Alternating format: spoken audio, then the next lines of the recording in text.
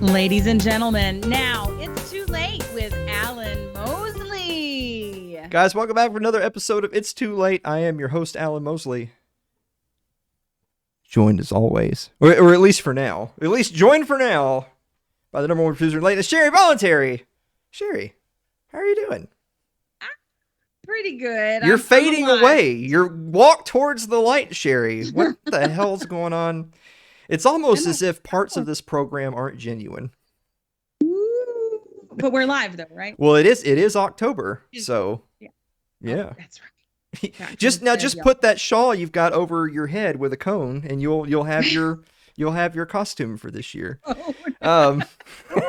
Speaking of white supremacy, everybody's talking about the big debate that just took place between neocon warlord Bill Kristol and libertarian anti-war activist Scott Horton. Do we have a picture of Bill and Scott? Yeah, there they are, right there. That is a scene from the debate. You're seeing it happen. This is footage. That is epic camel toe. Boy, everybody's talking about the debate, and we're going to talk about it a little bit later in the show. But there's a few things for me that really stood out, and I'm not even going to get into the nuance of the debate. It's just some of the things that old Billy Whitecastle said that just blew people away. The first one is he said, well, I'm anti-war. Look, I'm anti-war. It's just sometimes we have to have wars for Raytheon. Right. And I'm Daryl Hannah. those weren't his exact words, but he did actually say the exact words. I'm anti-war too. Like he knew come on, you guys, we're all anti-war advocates here, aren't we? So let's be nice. Right. Speaking of being nice, a lot of people have really hit Bill for some of his concluding remarks, where instead of really addressing or taking a final opportunity to address any of the points that Scott made, he just sort of kind of deferred and just basically said, well, we have a fundamentally different, because this is how he talks. Well, we have a fundamentally different view of the world, but it's just no good for us to have a debate. Yeah. Thanks a lot, Dave, for that. But we have to argue in good faith, right? Like the only way we can have a useful debate is if we come to the table and we have this attitude that both of us are arguing in good faith. Because that's what we're missing, y'all. We're not letting the neocons have good faith. Bill, faith. There's a million dead babies that are crying in their graves right now. Yeah. Thanks, Billy. And the last thing is, and maybe bigger than all that, was, the debate was really about foreign policy. But it's hard to talk about anything and not talk about economics some. Because economics is involved in everything, right? Yes. And Kristol made the comment that, well, there's really no point in us even going into this kind of crackpot conspiracy theory that we're going broke off the wars because they're totally affordable. The Pentagon budget isn't really that much. There's other domestic issues that are the cause of our national debt. It's not the wars. The wars are affordable.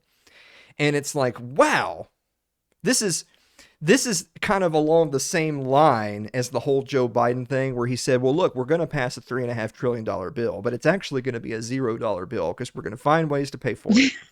That's that's the same thing, right? It's the same thing as me saying, well, look, I know we spent trillions of dollars in Afghanistan, but if you think about it, I mean, what's trillions between friends, right?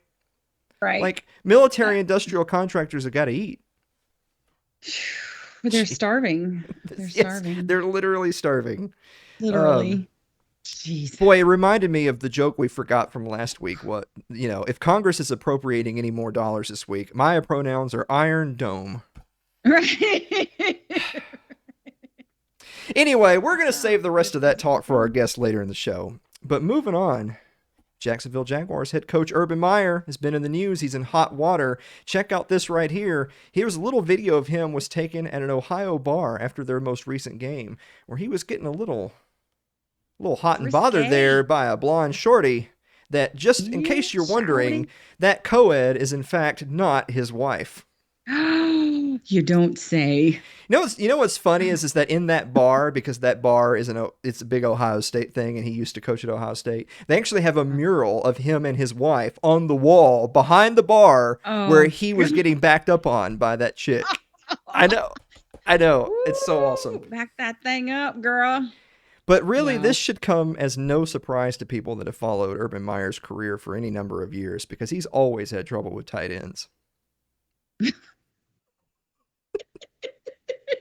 Wow. Even I get that. I was going to sing the jingle, one of these things is not like the other, but really all three of those are very much not like the others. Yes. Yeah. True. Speaking of tight ends, bad news, Catholic Church is back in it. The Catholic Church of France has recently done a commission that found that thousands of pedophiles have operated inside the French Catholic Church since 1950. As many, at least 3,000 pedophiles have been working within the church. That's out of 115,000 priests and staff. 3,000 of them were pedophiles working in the church from all the way back to 1950. Yeah.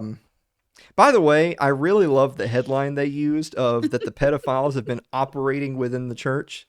So now, from now on, when anybody says anything to me, I'm going to say, I operated inside your mom last night. Got 'em. Oui. Oh man, We need help.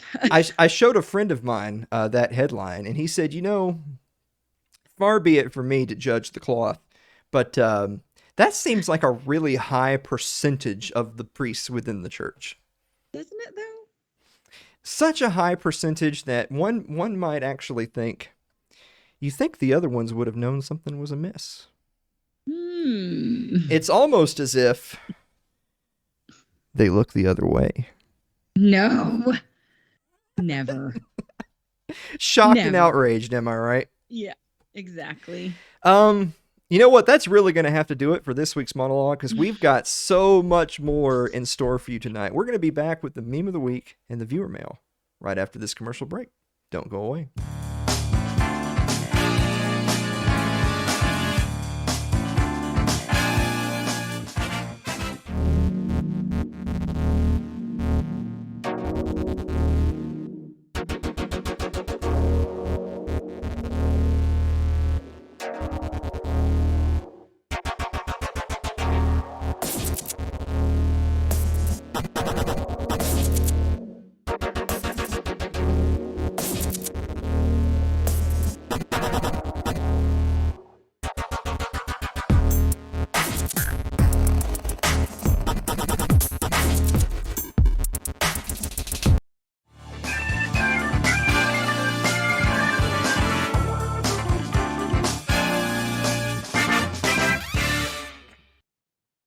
So if there was a healthy baby selling market, then what inevitably would happen is that middlemen entrepreneurs would come into the marketplace. And so then they would be the ones who would buy and sell the babies.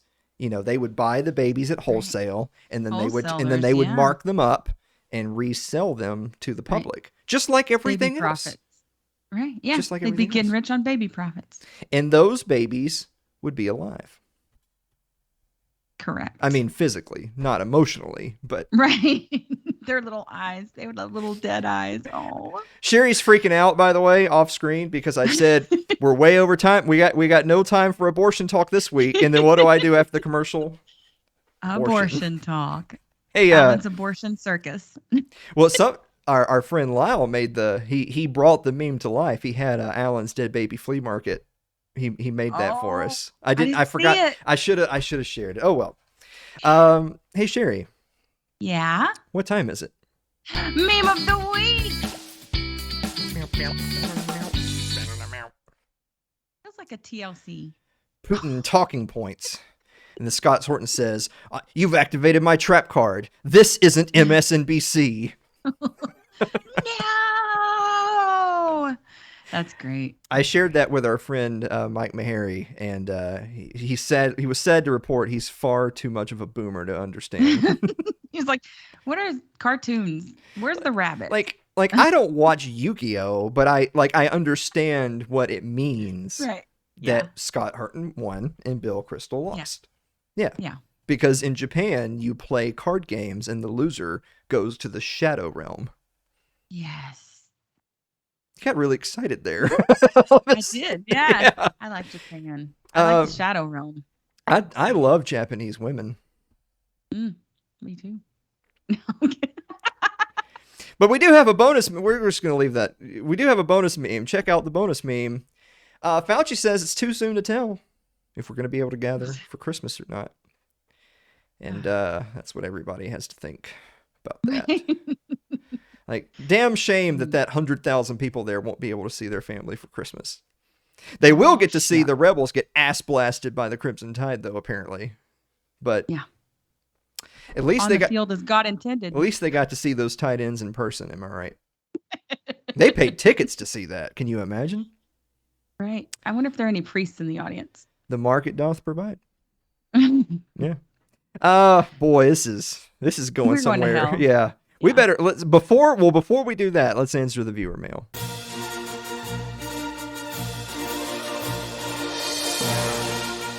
I wonder how many people have read this. Let's go Howard.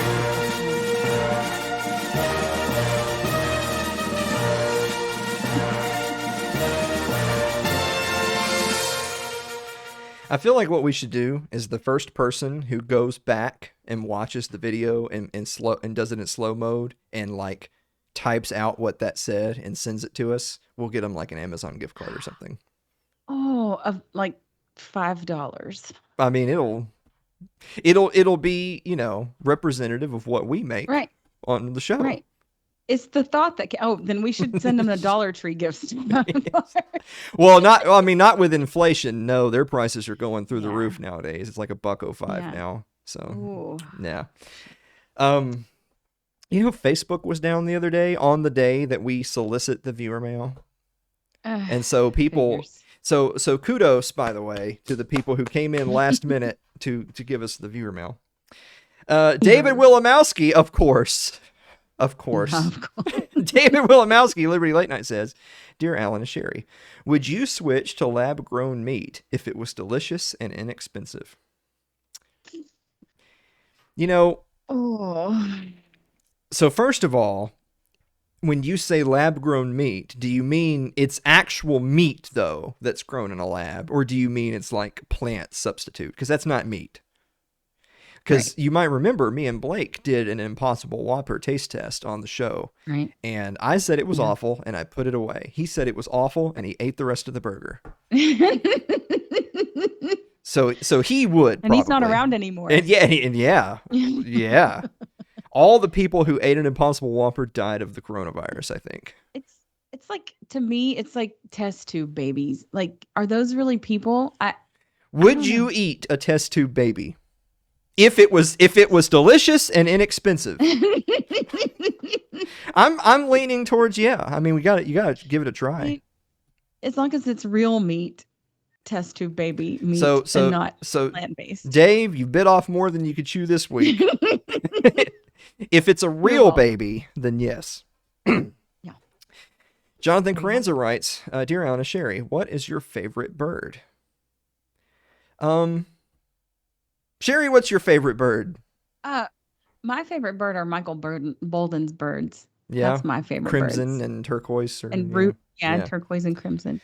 They're so cute. I mean, by default, my favorite bird is chicken. Yeah. You didn't say what stage of the process that the bird was in. Yeah. But if you can't, but if the baby bird is delicious and inexpensive, and from a test tube, does it matter? man, what a time to be alive, really. This is, what this episode I'm so is? glad I'm here right now. This episode is one of those episodes where it feels like two different shows are taking place. Doesn't it? Doesn't it? Okay. I think it did. Yeah. I think it did. Jeff Johnson writes, Dear Alan and Sherry, did you hack Facebook? I didn't hack Facebook, but you know what's funny about that is that Facebook is down for like a day, and everyone's boo-hooing, and they go to Twitter and they type #delete Facebook. And my comment is that when Facebook came up, I was like, this is such great news, because now I can leave Twitter, where I was telling all the millennials that they're gay, and go back to Facebook, where I can tell all the boomers they're gay. Yeah, all the gayness. That's great. It's important to have a consistent message, I think. That's true. I agree. Messaging is important. And goodness knows I did not hack Facebook because I can hardly use Facebook. So Yeah. there we go. I'm shocked my camera even came back on just now, to be honest with you. Matt S. writes, we actually got some viewer mail from Twitter this week because Facebook wasn't working. And honest to God, some people on Twitter actually gave us viewer mail. Wow. I might just be done with y'all on That's Facebook. I might be. Uh-oh. I don't know. Getting Y'all. big for your britches. Y'all, I'm done with y'all. Yeah. Matt S. Y'all. writes, Dear Alan and Sherry, is Bingo the name of the dog or the farmer in the Bingo song? So there was a farmer who had a dog, and Bingo was his name-o. So the dog's name is Bingo. I feel like the punctuation is important. Yeah. Like, I know you can't see it when you sing it, but I feel like if you were reading it, you would get it. The dog's name is Bingo. The farmer's name is David Koresh. That's Was the dog 14 though? Shit. Delicious and inexpensive. I've eaten dog. Yeah. Let's go. Michael Bolden writes, Dear Alan and Sherry. Oh. Michael Bolden, 10th Amendment Center, writes, Dear Alan and Sherry, why is Facebook down? So I tweeted out, Facebook is down, I need questions. And Michael Bolden says, why is Facebook down? That's the level of engagement that we have. Thanks, Boldy. Yeah. Yeah. I'm going to see him next week. I know. I'm jealous. I'm going to see everybody next week. And I'm going to tell all of them that they're not real libertarians. Yeah. Except for like the 350-pound ones. They're real libertarians. Andrew Avery writes, Dear Alan and Sherry, if you have an idea for some clever wordplay, but the punchline just isn't there, do you have a pun in the oven? So, Andrew. I really identify with this because not only is it a shitty pun, but most of what I have is clever wordplay with no punchline. That's what's with this show. I'm gonna go when we're done with this. I'm gonna go on Twitter and I'm gonna update my profile to clever wordplay with no punchline. That's good. Yeah, that's good. I like. Yeah. Are you okay? Are you all right? It's hot over in here. This studio lights, they've been getting hot. That's all I'm saying. All right. Celeste Dennis writes, Dear Alan and Sherry, what kind of pie should I make you when I visit my parents next month? Celeste is coming down this way next month, and she is an expert pie maker, but the problem is I don't even like pie. I like cake. And see, this is wrong because I happen to love pie way over cake. It is so much better than cake, and I won't even be here. I'm missing out on Celeste pie. Yeah. Well. Really bummed. Boy, that's just sad news all around, I guess. Yeah, no, I'm missing everybody. Yeah. So, Celeste, my favorite pie is yellow cake with chocolate icing. Such basic bitch cake, man. Don't you fucking touch it then. I won't. Although I would sneak some cake. I'm just saying, but I love pie. I'm sorry. I got a little aggressive there, but I'm protective of don't drop that shit. Mary Lynn Willimowski writes, Dear Alan and Sherry, do you hand out candy for Halloween? Do you guys hand out candy for Halloween? Well, we live at the end of a dark cul-de-sac, so yes, we always get a bowl of candy, but I always get what I like because we usually end up eating it because they just don't come down here. It's too scary or they don't see. I don't know. I just hand out pocket constitutions and Ron Paul bumper stickers. That's what I do. And Cheetos. You know, no, I don't. We don't have because of local statutes, children don't actually come over here. So that's just, You have to stay within so many feet of a school. Yeah. Ryan Seifert writes, Dear Alan and Sherry, is peanut butter a condiment? So peanut butter actually is not a condiment, Ryan. Peanut butter is a spread. I feel like he's trying to horn in on your food questions here. Well, he was doing so good there for a few weeks, but he was on fire. You got to stay in your lane. Stay in your lane, bro. Jesus. Eric Eli writes, Dear Alan and Sherry, would you be bugged if you found out that I really was a Fed listening in on you? You see, he said, would you be bugged? So Ryan's trying to horn in on my food quiz, and Eric's trying to horn in on Andrew Avery's puns. And Clay didn't give us one this week. I think he's still pretty upset about the other day when I told him. Right. I rebuked him. And so in the name of we've Paul. we've now lost 15% of our audience. Crap. Yeah. There goes 12 cents. We're so far over time, so we were just going to do a couple more. Suzanne Sherman writes, Dear Alan and Sherry, what did you do with your day when Facebook was down? The same thing we do every day, Suzanne. Try to take over the world. That's right. Very good. Oh, I got one. Very good. Damn shame you're going to be leaving us. No. Dearly departed. Last one for this week. Lyle Durio writes, actually what Lyle wrote was, oh crap. And I said, hey, oh crap, question mark? Because, he didn't do it in the form of a question. And then he said, I missed the viewer mail. To which I replied, I'm sitting here talking to you before the show, so you could do viewer mail.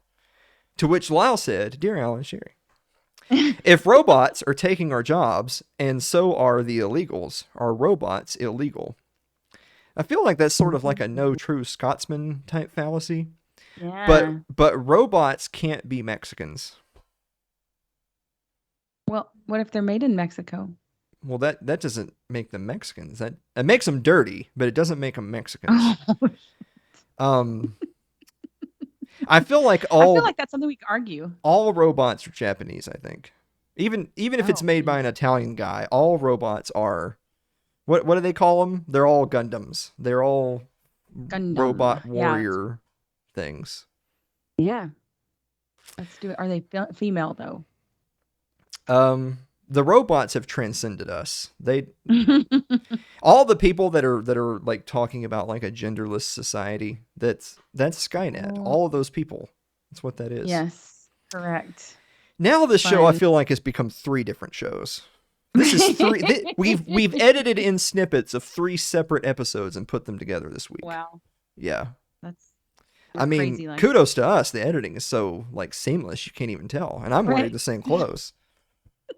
So, on that note, guys, we're going to be back with Patrick McFarland, the host of Liberty Weekly, right after this commercial break.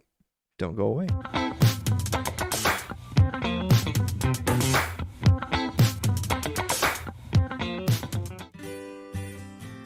Your ad could be playing right now, reaching thousands of potential customers. Sadly, it's not, but it could be. Find out how to be an advertised sponsor for It's Too Late with Alan Mosley. Email us at info@alanmosley.tv.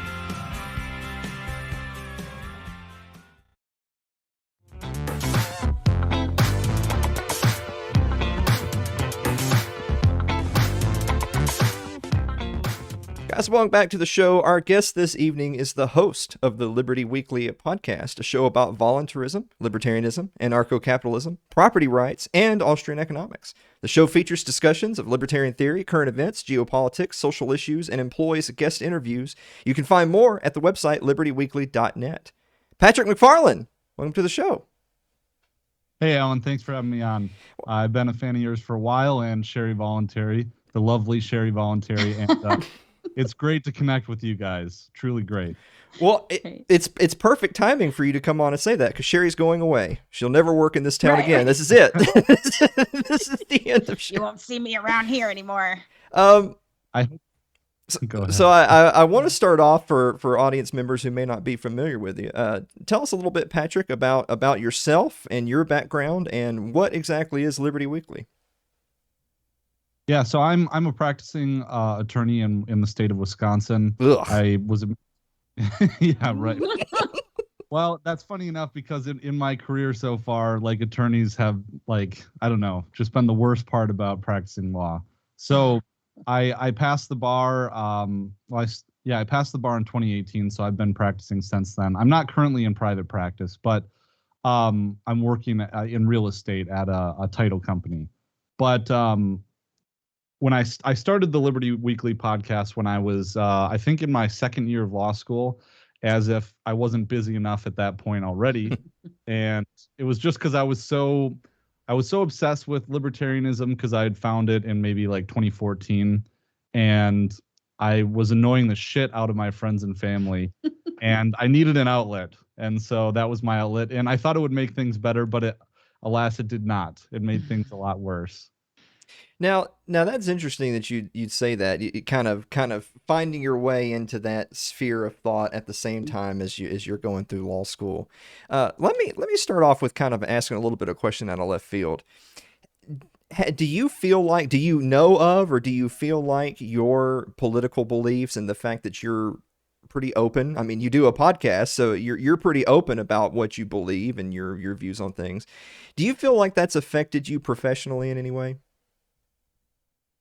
Well, it's funny you asked that. I actually so I started at a small firm doing general practice, and then I left that firm to join a much larger firm that did personal injury work. And I have my own pet theory, but things kind of ended at that firm not by my choice, and there wasn't really a reason given except, we just don't think it's a good fit, and maybe you should try something else.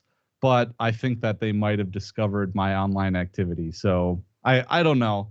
It's just kind of speculation, but there could be any number of reasons. But that firm was very, very, very progressive. And Mm-hmm. looking back, I think I dodged a bullet because I'm sure that, they went completely remote at the beginning of the pandemic, and you just can't practice law that way. Yeah. Mm.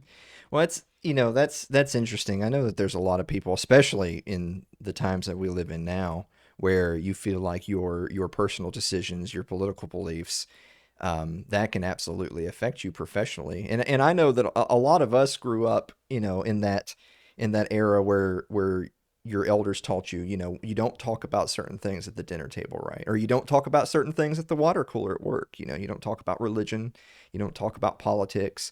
And I can definitely see wisdom to that. Why bring divisive things into a environment where they don't really matter, right? Like, you have a job to do, it shouldn't make a difference. But on the other hand, we're also people that talk a lot about association and disassociation, and wanting to build community with like-minded people, but also wanting to eschew people who don't share our beliefs. But I guess your story is interesting because, that's a double-edged sword, isn't it? That we believe those things, and there's nothing wrong with that. I'm not saying that I don't believe those things, but it seems like very often that comes back to bite us more than it does to bite our political opponents. Would you say that's true? Yeah, I think it is. It is true. But at some point, I just get tired of the double standard. Is that, I'm not supposed to say anything. I'm supposed to keep my mouth shut. But at the same time, everyone around me is just spewing garbage and bringing politics into it. So, frankly, I'm fed up with it, and I'm not going to I'm going to work to normalize my point of view, and there's a way that certain libertarian figures are able to speak quite frankly about our beliefs in a way that doesn't make them seem like a crank. It makes them seem like, well, of course I believe this. Why wouldn't I believe this? And I admire that quality. Well, you said you started Liberty Weekly right in the middle of law school, 2018. We're getting dangerously close to 2022. How has Liberty Weekly evolved over that time? How have you evolved over that time? Yeah, it's been a crazy journey, man. When I started out, the Tom Woods thing, and I wanted to blog, so I was blogging, and there was a roommate who introduced me to Stefan Molyneux back in the golden days, I would say. He's changed since then, as have I. But basically, what happened is, I started the show with Jerry.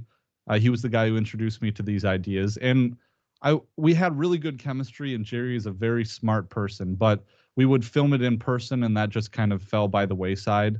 And it was always kind of my project, so I continued on with it. And what I was doing at the beginning was really doing researched work, mostly audio format, but well-researched work in kind of a scripted format that I think is different than a lot of the talk shows that you'll see in the libertarian sphere today.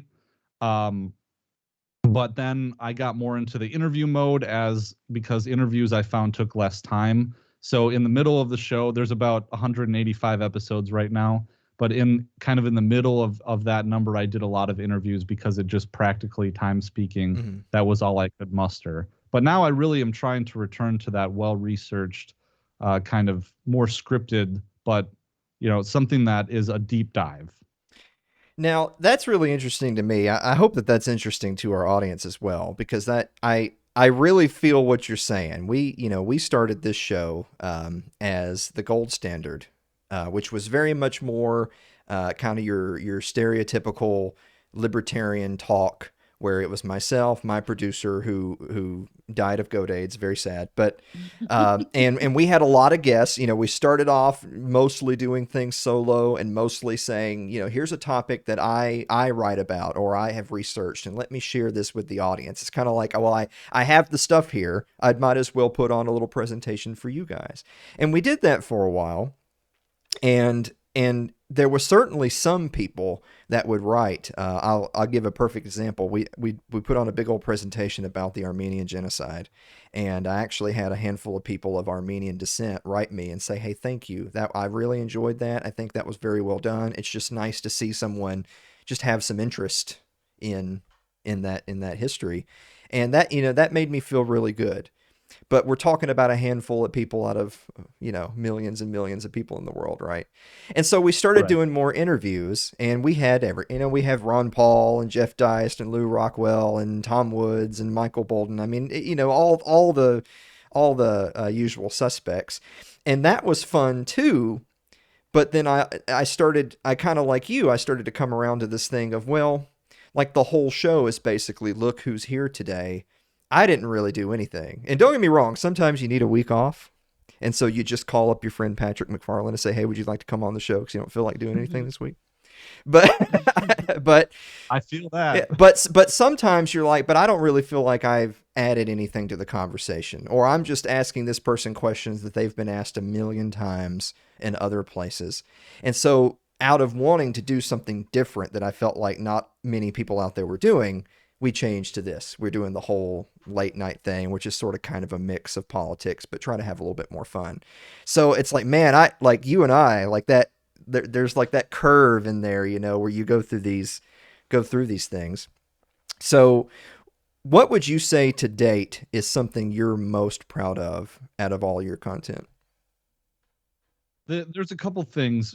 One of the things I'm most proud of, I think, is being a part of Scott Horton's Libertarian Institute. And at this point in time, I can't even remember how this came together, because I think I joined the Libertarian Institute, and then somewhere along the road, I realized that it was Scott Horton's thing and that he was the director of it. And I think the first time I interviewed him, I was like, "Hey, we haven't met, my name's Patrick McFarland." And he's like, "Yeah, I know who you are. Like, you wouldn't be on the Libertarian Institute if I didn't know who you were." And I was just like, wow, I'm a total idiot. So one of those things. But I think some of the things I'm most proud of is some of the earlier episodes that I did, like the vintage stuff. I really put a lot of work and research into those episodes, and some of the video content that I've done, especially about moral injury and soldiers killing in war and the toll that takes on their emotional health. Sure. Is some of the work I'm most proud of. Well, that's great. I think that was in my feed fairly recently. You did an episode talking about why soldiers can't kill, if I'm remembering that correctly. But there was another thing in your work recently that I wanted to bring up. That was you decided, of course, leave it up to a lawyer to get involved in things, right? You decided you've had enough of pandemic hysteria, and you wanted to actually make your voice heard and form some type of seeds of resistance at the local level. Tell us a little bit about how that went for you. Yeah, it went wonderfully. And I think part of that is not really a testament to me as much as it is a testament to my community. And this is the town I grew up in. So I kind of, in a way, I kind of dox myself in my episode talking about it. But there's two counties in the state of Wisconsin that are the least vaccinated counties in the state, and that's Clark and Taylor County, and it's kind of like in the heart of Wisconsin. And there's this thing about Wisconsin is that people call it like the state of Madison and the state of Milwaukee because those are the two areas that dictate policy for the rest of us. And people here they generally speaking, they don't buy it. I mean, it is a deep red. Clark and Taylor, they're deep red counties. But at the same time, Biden came out with the mandate. And of course, I've viewed myself as being active in this space for years, but my activism has only really been online. And you really, I mean, you see numbers on a screen about how many people you're reaching, but you really don't get a sense of it. And there's a lot of skills that I feel like I've developed both as an attorney and as a podcast host and a content creator. So I was like, well, shit, I can write a speech. I can, I write speeches for my podcast all the time. So why don't I just whip one together? My parents live in this community too, and they know pretty much everyone, and everyone knows everyone around here. So I called up someone that owns a supper club in town, and I knew that he felt the same way. So my parents had talked to him over dinner and drinks one night about it. And I said, hey, I want to hold this event where we kind of kickstart resistance to all this.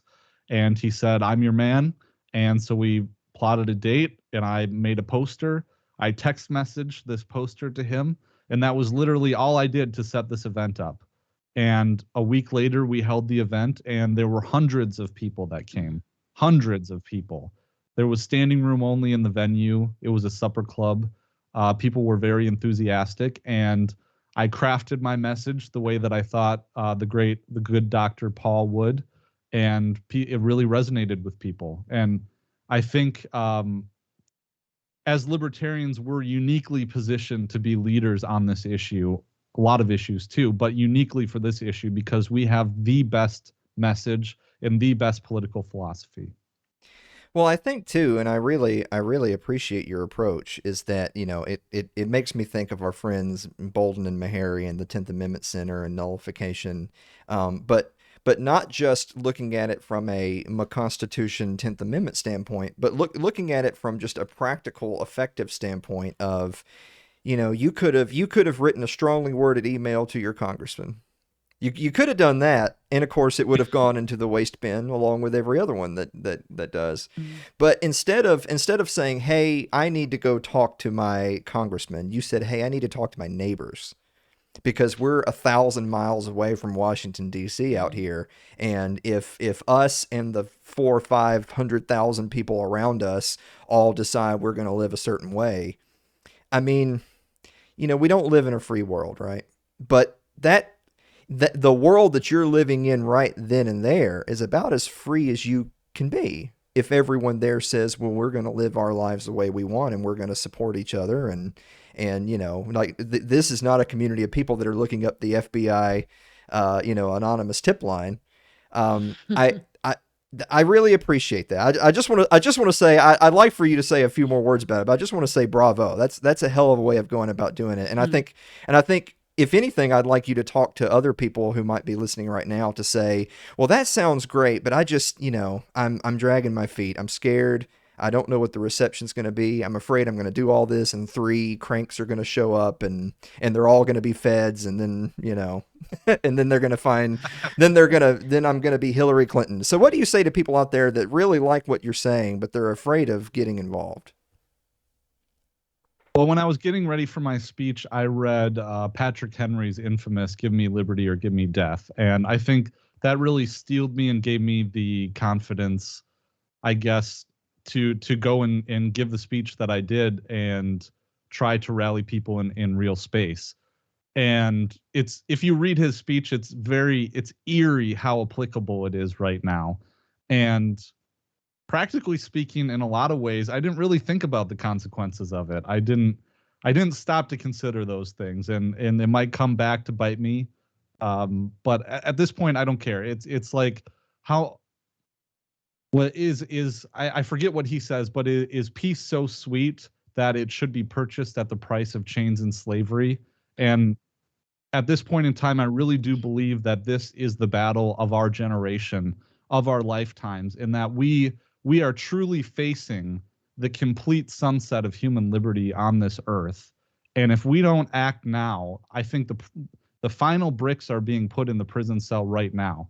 And if we have any chance, and I'm doing this, for my children, and I don't know what else could motivate a person if not fighting for their kids. Well said. On that note, Patrick, stay with us, guys. We're going to be back to talk a little bit about foreign policy and an interesting conversation that happened up in Soho recently, right after this commercial break. Don't go away.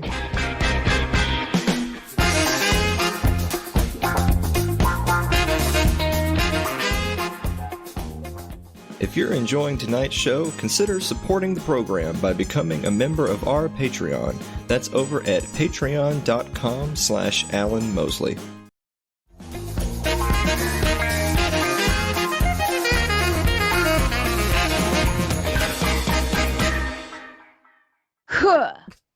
So last week was so good, and now we're back to form, are we, Sherry? I forgot to do it early. So that's all right. Guys, we're joined again tonight by Patrick McFarlane, host of the Liberty Weekly podcast. Patrick, before we get to the big debate talk, I wanted to mention one other thing we had discussed. You did some content recently talking about our friend Tulsi Gabbard, who was just the darling of the libertarian community there for about 5 minutes because she was a left-wing politician that was speaking truth to power and talking bad about the American empire. Those days seem like they're in the rear view, are they not? Oh, they sure are. And this is, I'm afraid, the Tulsi Gabbard that we always had.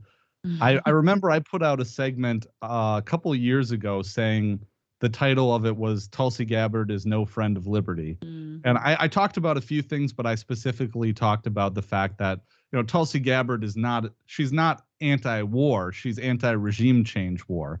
And she's not, anti-terror war. She is specifically anti-Islamic jihadist terrorist, and as a part of this, she had a segment on Tucker Carlson a couple weeks ago, I think, maybe last week, where she was basically, there was also a statement she put out on September 11th talking about how two planes came out of the clear blue sky, basically, and that history began on September 11th, and the Islamic jihadists attacked us because it's a violent religion, and they hate us for our freedoms, basically. Well, that is a shame. And of course, I'm sure you and I would say, well, sure, I'm against regime change war as well. Well, it's just, if you're leaving the door open to Leviathan to determine the ifs and buts, it's going to get its way. Like, how naive could we be after all of this time to sit here and say, well, if we leave it wiggle room, surely it'll come to heel this time. So that's just ridiculous. But speaking of someone who's not a completely hollow, useless anti-war advocate, our friend Scott Horton finally had his much-awaited, multiple-time rescheduled debate with neocon warhawk Bill Kristol. So I wanted to talk a little bit about what maybe your just kind of, because I know you've already discussed this, I know a lot of people have, maybe a few of your just sort of highlight moments of the debate between the two, the things that really stood out to you, that if you were talking to someone who hasn't watched it yet and say, look, this is what you got to look out for. Well, first off, just to frame the immense importance and the moment in time for the anti-war movement of this debate, I cannot overstate the importance of this debate. Sure. This is the chief neoconservative, the wonk that they haul out to justify every single war. This is a guy who never saw an intervention that he didn't like. And the fact that Scott Horton, who Scott he'll say this, he was a cab driver, the fact that Scott Horton can start a radio show interviewing some of the most important people in the anti-war movement, and also some of people in Washington, and that he gets a chance to swing against Bill Kristol is just incredible. And I want to say that Scott's performance was pretty as close to flawless as you could get. He hit on every single punch. he had the greatest comebacks for every single weak assertion that Bill Kristol made. And so some of the highlights that I would point out would be that basically Bill Kristol gets up there and spouts platitudes that you would hear on, NBC segments, like 30-second NBC segments. Mhm. Let's get up there and make every hollow assertion that we can. Let's make every zombie lie that we can is the lie, to quote Joanne Leone, one of my friends from Around the Empire podcast. The lie that just won't die. Assad gassed his own people. He did admit that WMDs turned out not to be true. So I guess we get that. But he had no arguments, basically. And at halfway through the debate, when it was Bill's time to respond to Scott, he ceded his time. He forfeited his time to address Scott's points. And Scott would say something that just utterly destroyed what Bill said, and there was no comeback to it. So he just like kind of, smiled and smirked and then shrugged his shoulders as if like he disagreed with the assertions Scott was making. But at the same time, Scott wasn't just making assertions. He was doing what Scott does, pointing out dates, statements, events, things people were saying, facts, statistics, all these different things. And Bill, it was like he almost didn't even know what he had said in the past, and he didn't know any of these facts. And it was really just a sight to behold. And Bill ended up forfeiting he gave his final rebuttal, his closing statement. He gave it sitting down from the chair and wouldn't even walk to the podium. And then when the debate was over, he scampered off stage and quickly, I think he shook Scott's hand, but I don't think he looked him in the eye, and then he ran off. So, well, I'm gonna try my best to play a little bit of devil's advocate here, because we love Scott, and it absolutely was an amazing performance. And so since I know everyone's going to be gushing about that, and rightfully so, I feel like I want to at least try to make a few counterpoints just for the sake of conversation. Now, I know Sure. I know one thing that a lot of people have brought up was, so I believe it was Kristol who had brought up the Assad. He's gassing 500,000 of his own people, and of course that's something that I know Scott would not just allow that assertion to fly by. But of course, in the context of a debate, lots of things are flying back and forth. There's time constraints. I think that might have been one thing that Scott just didn't have time to get around to.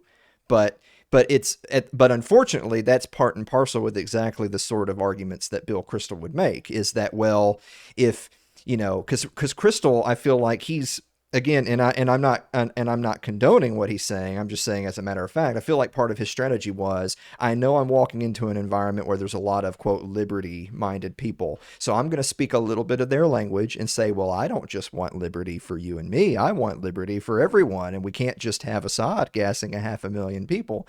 So I don't. While I obviously think Kristol is wrong, I understand what he was trying to do there. Does that make sense? Oh, certainly, yeah. And as a part of that too, Kristol at one point said, "Oh, well, I'm anti-war too." Yes. Which, oh man, yeah. But this is part of the problem that you run into when you have a debate like this. And my very good friend Keith Knight and colleague at the Libertarian Institute debated this arch neocon Kevin Castley. Basically, he's a nobody. I don't know of anyone below the age of like 45 who's a neocon at this point in time. But he has this show where he debated people, that was kind of his thing. But Keith got on, and Keith is also just a fire hose of facts and information and arguments. And the problem you face is that you're dealing with people that have two fundamental different versions of reality. Sure. And so I believe that Keith has the more objective version of reality based in fact. And when Keith spouts all these facts, Kevin doesn't have that mutual understanding of reality. And so it's very easy for Kevin, or Bill to be like, deny something just based off the fact that he has no personal knowledge of it. Like Kevin denied Operation Timber Sycamore, even though that's a well-documented thing. Just because he didn't know about it, and he didn't believe that we would be funding and training jihadists in Syria. So I think that's kind of what Scott ran into a little bit with Bill, but with the limited time, I don't know, that you could go through all the Duma reports to saying that the chemical weapons attack was basically made up. Sure. Well, I think, it reminded me a little bit about, I personally, I don't do debates. And it's not because I'm afraid, I would debate Scott Horton. I have such a massive ego and hubris. I'd say bring it on. I'll just be a stand-in for Crystal. I don't care. But the point being is that I don't do debates because I feel like debates are just really a shitty way of communicating and spreading information. Because in the classical view of like your kind of like collegiate academic debate where you're gonna have you're gonna have the type of rules that Gene and everybody do at Soho, where if you theoretically had 1,000 people in an auditorium who, it's kind of like, you're an attorney. It's kind of like having jurors at a trial who you're trying to find people who have no biases. They've never heard of the defendant, or his crime before in their lives, and they're purely going by what they're hearing on stage. But that's not reality, though, right? Like people are so polarized and have opinions. They can be very wrong ones, but they're wrong ones that have been drilled into their brains, and they're not interested in hearing anything else. And look, we're not immune to that. We have to be honest with ourselves and be willing to have our minds changed. But our opponents are not willing to have their minds changed, right? Like Bill Kristol didn't walk into that room thinking, well, if Scott Horton makes a good point, I'm going to go donate to antiwar.com. That's ridiculous on his face. We all know that was never going to happen. But it also wasn't really going to happen for most people in the audience either. Like, let's just call a spade a spade. So when you have that environment, this isn't how you're going to instruct and teach and spread information. This is really just more what it is. It's just a pugilistic effort. You're just seeing two people duke it out, and you can have an opinion on who. And this was kind of my experience when I did do debate back in my academic years, which was you were really trying to score people more on their performance than on if you really believed them. Because that's what like competitive debate is. Who does a good job of debating more so than who's right. But when you're talking about things as important as war and foreign policy, of course, we want things to be right. We want to be correct. And so I want to turn it back over to you on that. I know our friend Jeff Dice, president of the Mises Institute, had made the comment on Twitter that, look, he thinks Scott's amazing. He's doing a fantastic job. However, not only do they have a fundamentally different worldview, they're also debating in different styles. Crystal is debating with the style of, I'm painting a narrative. This is the type of thing I could pitch on CNN for 90 seconds and win 1 million votes. Scott's way of debating was to score points. He's working the jab. He's working the judges' scorecards. And that's beautiful for us to watch, but you worry if that's really going to change a lot of minds. I guess I know that sounds really critical, but like I said, I'm trying to be devil's advocate here. Does any of that make any sense? No, I think it does, and I think it rings true to Bill Kristol's final argument in his closing statement. Basically, was, hey, I don't think it's fair. I don't think it's proper to go in and debate someone and assume that they have ill intentions and that their actions, that their motivation for what they're arguing in the debate is based from a place of malice, basically. And I personally, I'm certainly biased towards Scott, knowing and working with him. But I thought that all in all, the facts kind of spoke for themselves. I don't think that Scott was so overtly prejudiced against Bill as a person. I don't think he really attacked him personally, except 1 or 2 jabs that I don't think Bill even understood because they were kind of inside baseball. But I think the facts speak for himself. I mean, like, we're talking about the deaths of millions of people here. And I guess Bill could quibble about exactly what caused those deaths. Or, he could always say that, oh, the deaths would have been greater had we done nothing. That doesn't really prove anything, and there's no way of proving it. But I think I understand what you're getting at. And I think that if you're trying to think about exactly what Scott's objective was in this debate, I don't know exactly what it was. I think my objective for it, and what kind of happened was that Bill was exposed for A, not really knowing much about this topic, and B, just I don't know if he's ever heard these arguments before. Sure. Frankly, Yeah. that was my impression. Well, that kind of brings me to the last point I want to make, and then I'm going to take off my devil's hat for the rest of the evening, which is Crystal's biggest, I feel like, complaint or exception that he took with what Scott was saying was, it's funny. Bill Crystal is so anti-Trump, but so much of his defense was America first. I see you nodding your head over there and saying, I know you know where I'm going with this, is that he really took exception with Scott having this line of, well, we did this. We, as in America, we've caused this. We've brought it upon ourselves. We killed these people. We caused these disasters. We caused these famines. It's because of our intervention. We are to blame.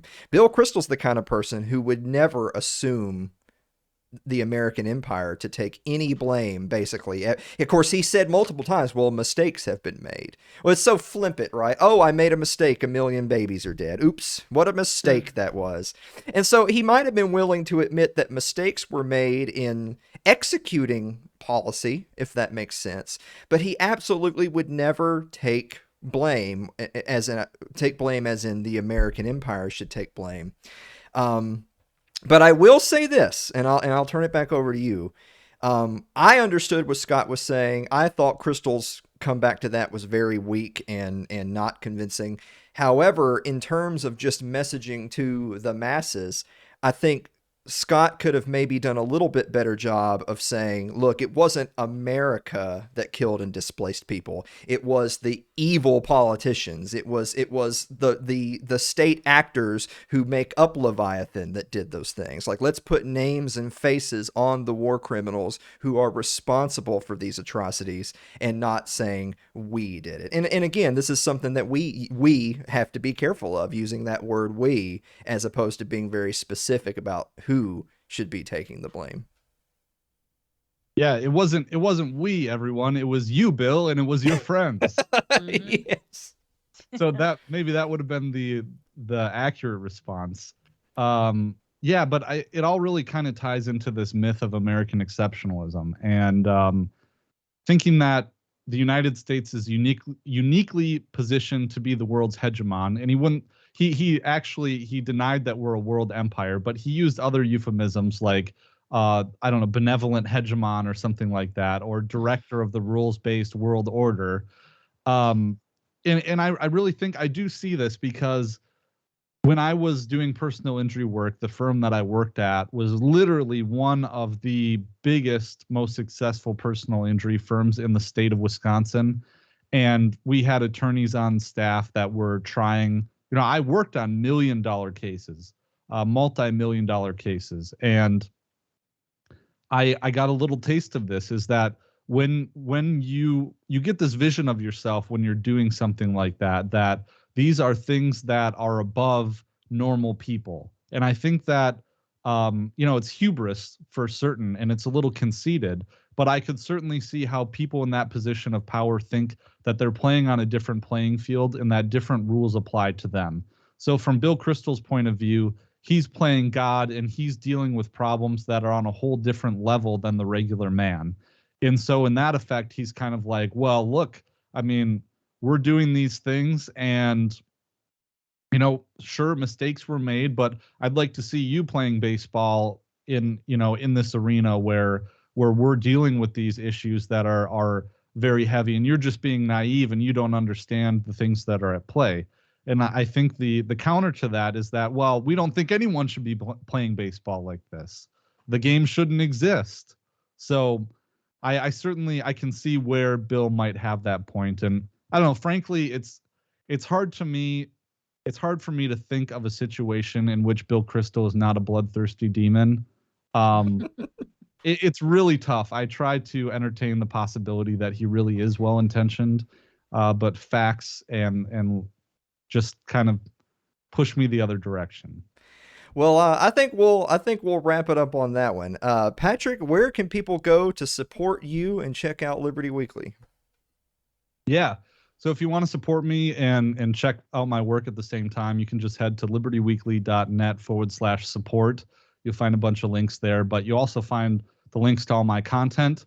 But I'd also encourage everyone to check out myself and all the other fine podcasts at the Libertarian Institute at libertarianinstitute.org. Fantastic. Well, guys, we're going to be back to wrap up the show right after this commercial break. Don't go away.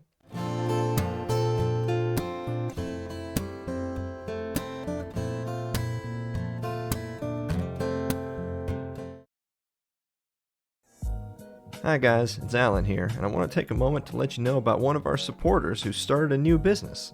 Laura Moreau sells 50 different health and wellness all-natural products, from weight loss, supplements, energy enhancers, body toning, longer and stronger hair, and so much more. Do you like coffee?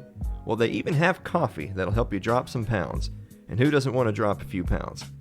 Go check her out at her online store at lauramoreau.itworks.com today. That's lauramoreau.itworks.com.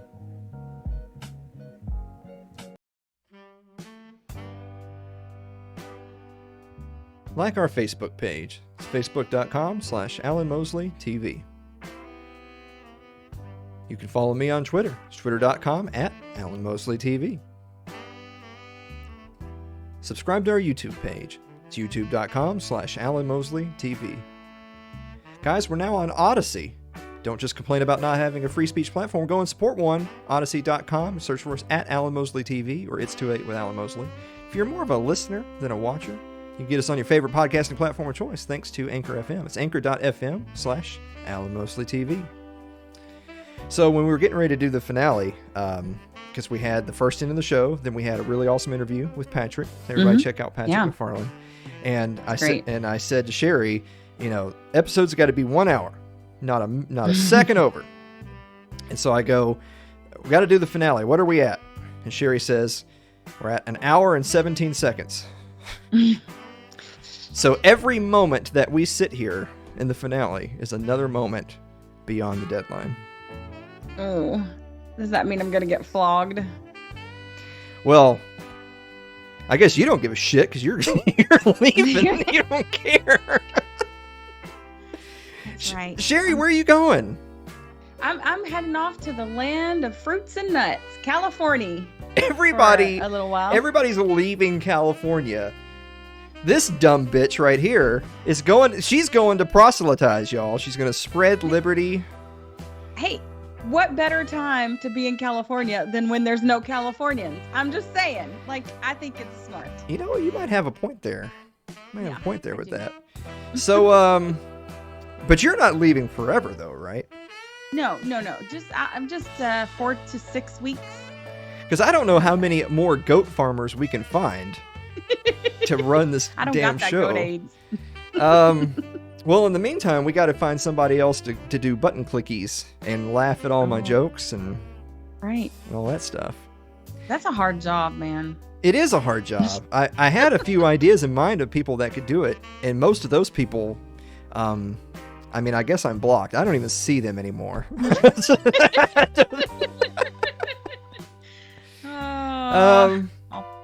So we'll, I guess we'll just carry on, I suppose. Even though, even though even though 33% of our staff is boycotting our mandates and moving on. So everybody, F's in chat, please, for Sherry. But until then, if you're looking to get your feet wet for an unpaid internship as a producer of a podcast. Guys, thank you so much for listening to another episode of It's Too Late, and we will see you next week.